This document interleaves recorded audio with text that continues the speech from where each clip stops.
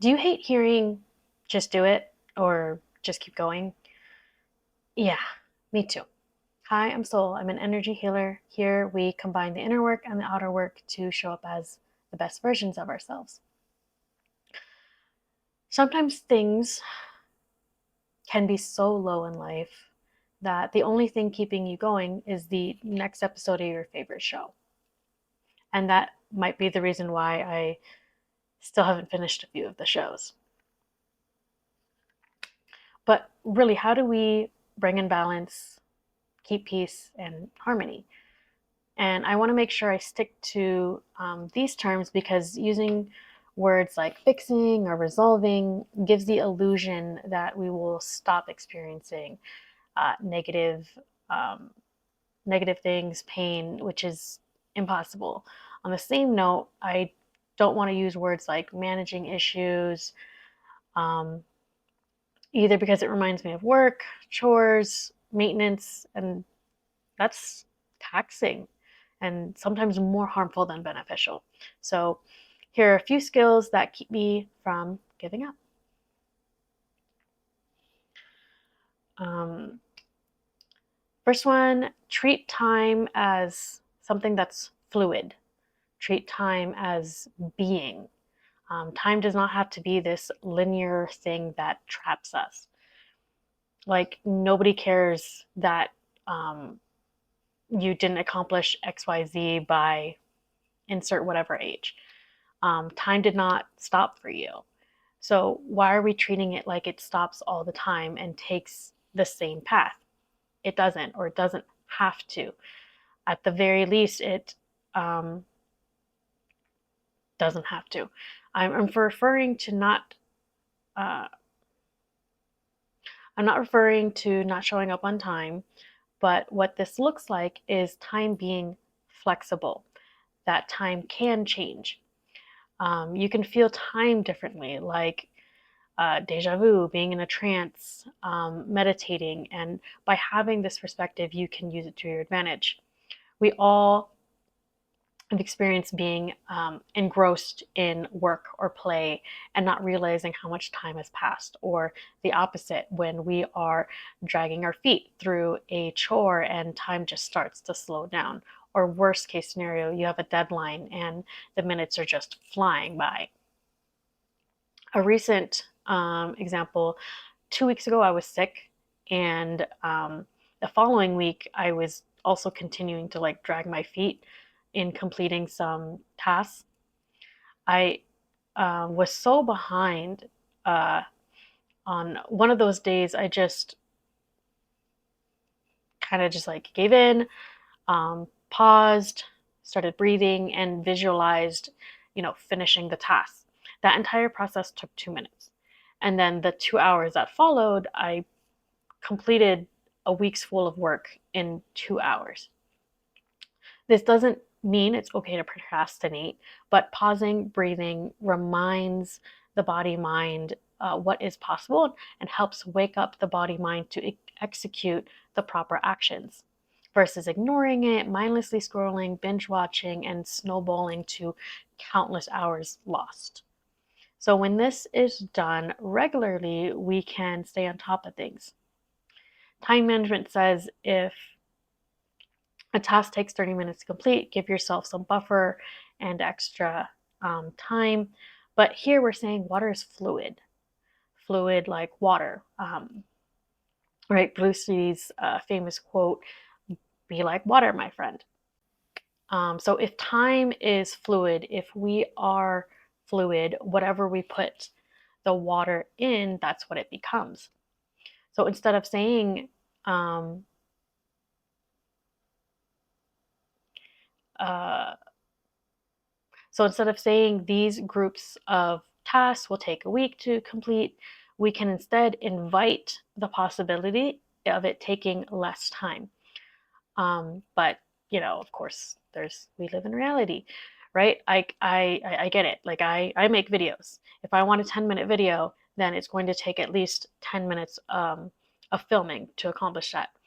But this is an open invitation that it doesn't have to feel like forever when getting things done. This ties into our Second skill, whatever goal you're working towards, do it on a daily basis. You can start with 1 minute, 10 minutes, just a single task, just working with it on a daily basis. Doing something daily is easier to keep up with than trying to remember, oh, I only do that on Tuesdays. And then Tuesday rolls around and then you don't have time for it. And it just doesn't get it done.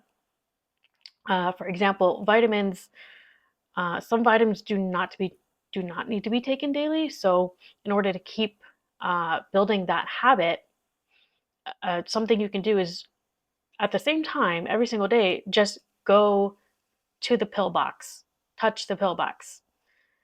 Those are the days that you don't have to take that. It's a physical act that reminds us that you are now a healthy person. You are becoming a healthy person. So doing something daily with whatever your goals are. And you can apply that to anything. Another example that I really like is that in the exercise community, um, it's happening more recently where we are recognizing, highlighting rest days as exercise days. So you never feel as if you're missing a day because you are, in fact, being what you're supposed to. So the third thing here is gratitude, the ability to find something you're grateful for despite the chaos. For example, I've been plant sitting for my dad for the past 3 months, and I never understood why or how my dad has a green thumb and just how he appreciates his plants. Don't get me wrong, I do love nature, love being out in the wild. I'm almost always barefoot, but I've just never been able to keep plants alive. And so when I was tasked with plant sitting, I was really, really scared about it. And there's this one plant that I struggled with the most. This is the actual plant. Um, so I was really worried about it because I removed so many leaves, and because the plant was overtaken by fungus. And this is the plant. This is what it's supposed to look like. So the morning I went out there and I saw these flowers, and it's just a big sigh of relief, like, thank you. It's like, yeah, grateful despite all of the chaos, all of the negative things. It's just this little simple thing. Again, this is a skill, a really common practice is to have a gratitude journal and listing things daily. I've done that. I hated it because it felt so forced, especially in the beginning. Um, so I would suggest practicing gratitude while doing the mundane things of life. So things like brushing your teeth, taking a shower, sitting on the toilet. The best ideas come in the shower. We might as well be grateful for them. Last skill, number 4, optimism. One of my friends recently dubbed me the queen of reframing, which is hilarious to me because I can think positively, that doesn't mean I feel it.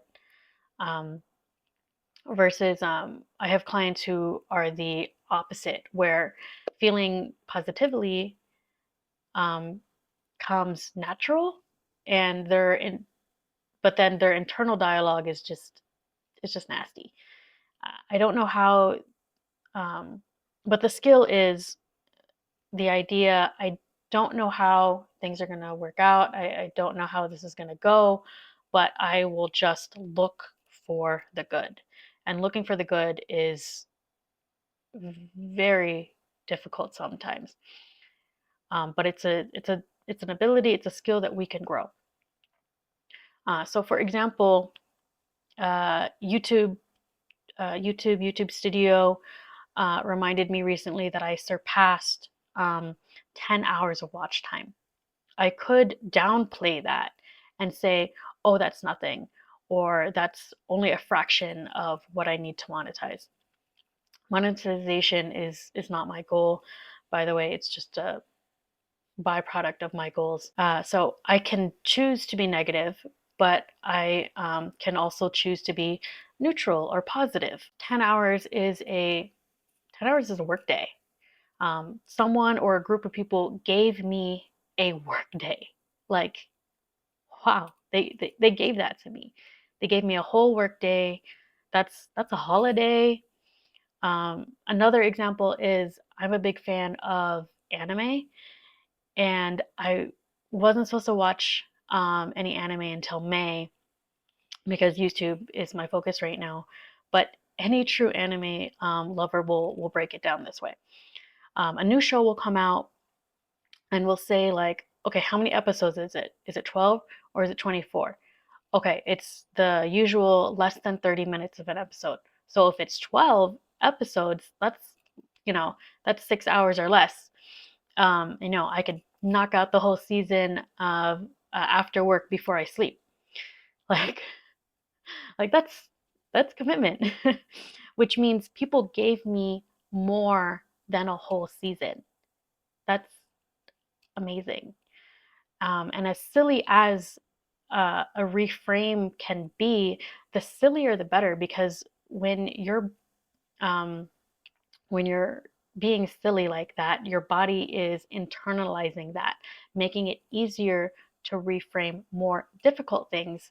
And as you practice, something big will come along and it won't even phase you.